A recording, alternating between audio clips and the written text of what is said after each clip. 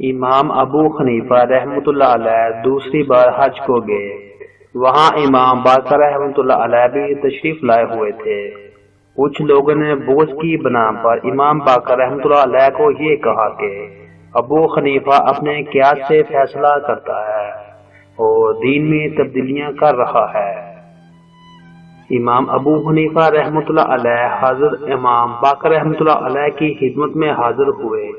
امام باقر رحمۃ اللہ علیہ نے امام ابو حنیفہ سے مخاطب ہو کر فرمایا، ہاں تو تم ہی قیاس کی بنا پر ہمارے دادا کی حدیثوں کی مخالفت کرتے ہو اور تم نے ہمارے نانا کا دین بدل دیا ہے۔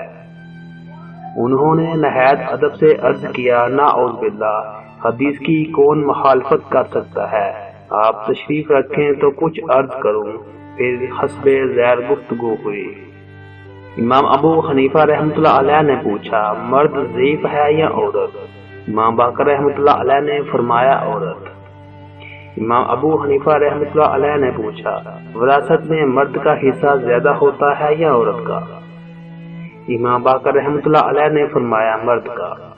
امام ابو حنیفہ رحمۃ اللہ علیہ نے جواب دیا، حضرت اگر میں دین میں اپنے قیاس لگاتا تو کہتا کہ عورت کو حصہ زیادہ دیا جائے، کیونکہ ضعیف کو ظاہر قیاس کی بنا پر زیادہ ملنا چاہیے۔ پھر آپ نے پوچھا، نماز افضل ہے یا روزہ؟ امام باقر رحمۃ اللہ علیہ نے فرمایا، نماز روزے سے افضل ہے۔ امام ابو حنیفہ رحمۃ اللہ علیہ نے پوچھا، اس اعتبار سے حیض عورت پر نماز کی قضا واجب ہونی چاہیے نہ کہ روزے کی، کیونکہ نماز زیادہ افضل ہے، لیکن میں بھی روزے ہی کی قضا کا فتویٰ دیتا ہوں۔ اگر میں اپنے قیاس سے کام لیتا تو نماز کو افضیلت کی بنا پر قضا واجب کر دیتا۔ پھر آپ نے پوچھا، پیشاب زیادہ پلید ہے یا نطفہ؟ حضرت امام باقر رحمۃ اللہ علیہ نے فرمایا، پیشاب زیادہ پلید ہے۔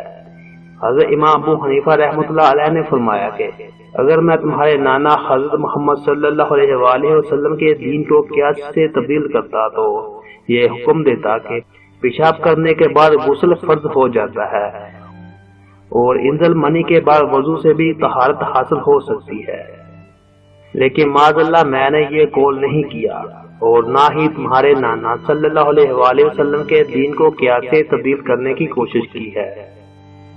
امام ابو حنیفہ کے یہ جواب سن کر امام باقر رحمۃ اللہ علیہ اس قدر خوش ہوئے کہ اٹھ کر ان کو گلے سے لگایا اور ان کی پیشانی چوم لی۔